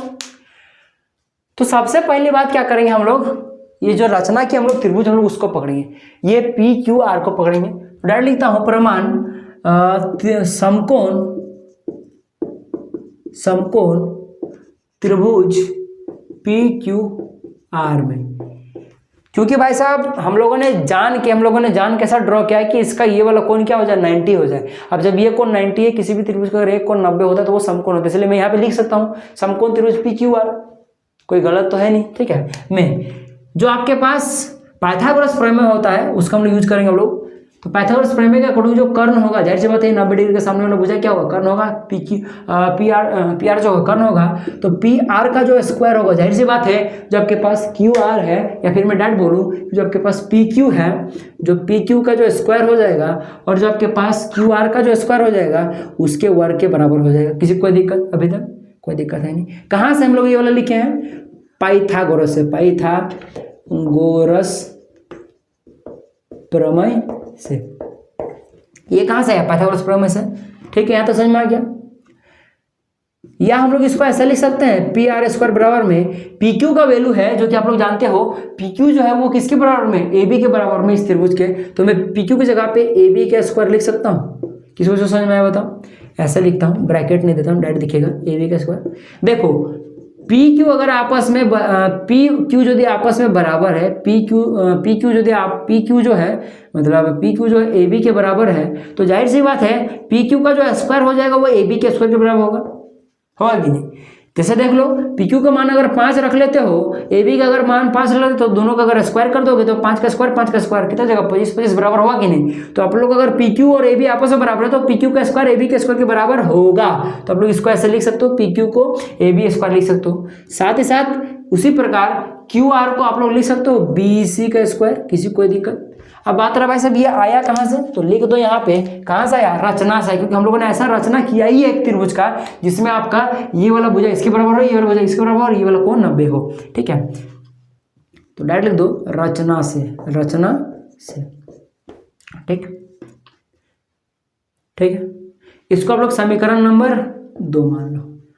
अब आप लोग एक बार समीकरण नंबर 1 और 2 को गौर फरमाओ तो 1 एवं 2 से समीकरण 1 और 2 से आपको मिल गया क्या? बताइए तो। जो इसी का स्क्वायर है वो पी आर के स्क्वायर के बराबर है। किसको मिला जल्दी बताइए।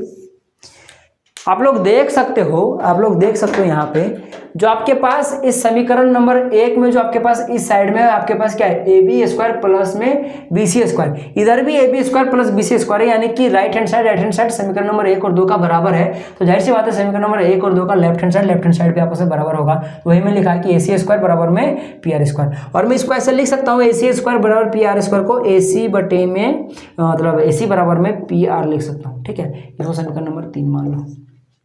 इसको समझ में आ गया? ठीक है,